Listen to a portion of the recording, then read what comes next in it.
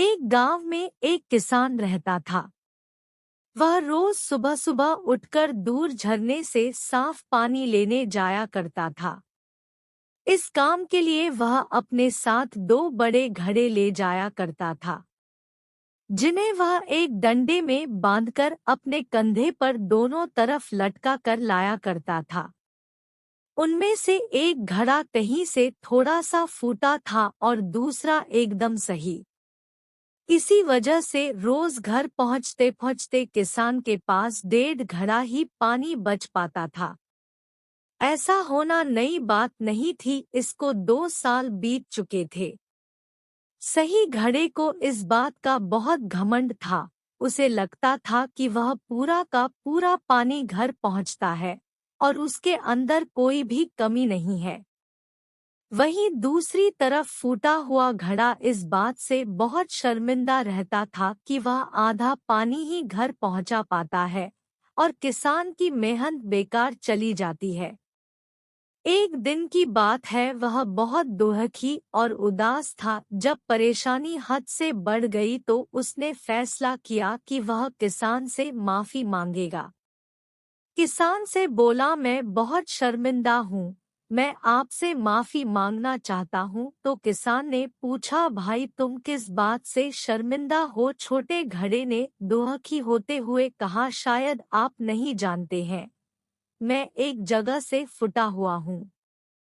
पिछले 2 सालों से मुझे जितना पानी पहुँचाना चाहिए था, मैं सिर्फ उसका आधा ही पहुँचा पाया हूँ। मेरे अंदर यह बहुत बड़ी कमी है। इस वजह से आपकी मेहनत बर्बाद होती रही है। किसान को घड़े की बात सुनकर बहुत दुख हुआ और बोला, इतना परेशान होना भी ठीक नहीं है। चलो तुम्हारी उदासी दूर करते हैं। एक काम करना, कल जब तुम रास्ते से लौटो तो अपने टपकते पानी पर दुख करने के बजाय उस रास्ते में खिले हुए फूलों को देखना। कितने खुशबूदार, कितने खूबसूरत, कितने प्यारे, और साथ ही पास में छोटे छोटे पौधे देखना। घड़े ने किसान की बातें मनाने का फैसला किया। रास्ते भर सुंदर फूलों का देखता हुआ आया। ऐसा करने से उसकी उदासी थोड़ा कम हुई, पर घर पहुंचते पहुंचते उसके अंदर से आधा पानी गिर चुका था। वह फिर से मायूस हो गया और किसान से क्षमा मांगने लगा। किसान बोला, शायद तुमने रास्ते पर ध्यान नहीं दिया। रास्ते में जितने भी फूल थे, बस तुम्हारी तरफ ही थे। सही घड़े की तरफ एक भी फूल नहीं थे। जानते हो ऐसा क्यों? क्योंकि मैं हमेशा से तुम्हारे अंदर की कमी को जानता था। मैंने उसका लाभ उठाया। मैंने तुम्हारी तरफ वाले रास्ते पर रंग बिरंगे फूलों के बीज बो दिए थे।